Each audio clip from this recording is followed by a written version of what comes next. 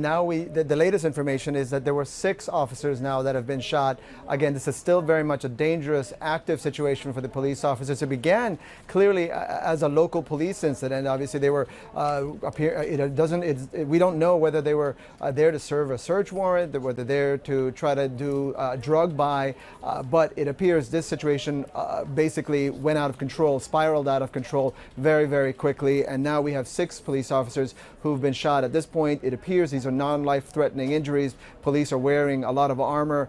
None of the officers there that we can see are unprotected, but obviously you can tell, given the depth and the breadth of the situation, now you have the federal agencies that are responding to this scene. The FBI, the ATF are all trying to see what they can do to help this situation. You can't have someone inside a home in a residential neighborhood firing on police officers for over an hour, because just a few minutes ago we could see that there were shots being fired apparently from inside this house. We don't know whether it's just one suspect, whether there are multiple suspects. The police still have not been able to determine that because they have not been able to get close enough inside this house to be able to get to this suspect or multiple suspects. Again, right now we know that there were 6 officers who've been shot as part of this police response in this area north of Center City, Philadelphia. Over his nearly 2 decades in Congress, Iowa Republican Steve King has made headlines and drawn sharp rebukes from both Democrats and members of his own party for racist and controversial statements. And today we can add yet another totally bizarre comment to the mix. I want you to listen to his explanation for why he didn't support allowing exceptions for rape or incest and anti-abortion legislation that he tried to pass in Congress. What if we went back through all the family trees and just pulled those people out that were products of rape and incest? Would there be any population of the world left if we did that?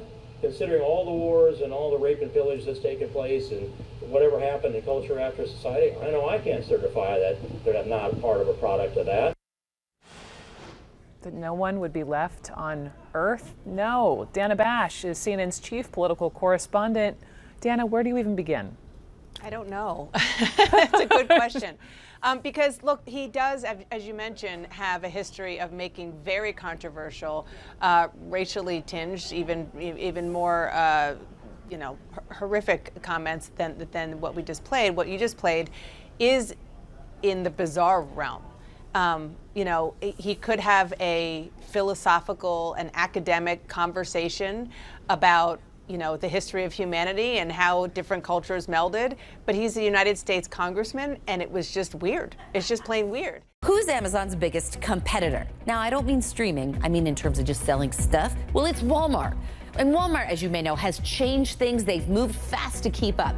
Now they're also trying a store with no cashiers. It's not a Walmart, though. It's a Sam's Club. They own them. And they are now opening one in Texas with nobody at the register and no cash. You use the app, you scan the stuff yourself, and nobody is judging you for what you bought. I love it. No one is judging what you bought, but just in case you decide to get a little bit crazy, Robin, I don't know. What would be a crazy purchase? Toilet paper! There you go. Boxes and boxes of it. Somebody on the way out will look for one item and make sure that you paid for it. Maybe not everything like at Costco, but. Yeah, you got to have you have to be able to get out the door with your ticket. Nigeria is often described as the giant of Africa. It's the largest economy, the largest oil producer, and the most populous country in the continent. All this should mean that life is good for Nigerians, right? Well, not quite. The constant complaint from citizens is that the country's wealth just does not trickle down to the average man and woman who are struggling to make ends meet. To make matters worse, Nigeria is now the country with the most extremely poor people in the world. According to the World Poverty Clock, there are now 87 million Nigerians living in extreme poverty, which means they are surviving on less than $2 a day. How did it all go wrong? The simple answer is that Nigeria's oil wealth has been squandered, stolen, and grossly mismanaged through corruption and sheer incompetence.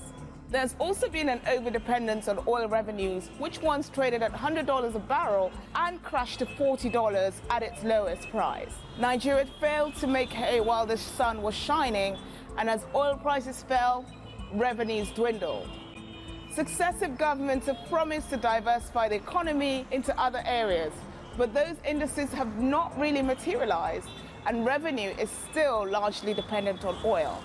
Nigeria may be the biggest economy on the continent, but it's in crisis, with high levels of debt and massive overspending that analysts say is just not sustainable. With an estimated 190 million inhabitants, Nigeria is also facing a population explosion and has been projected to overtake the US to become the world's third most populous country by 2050.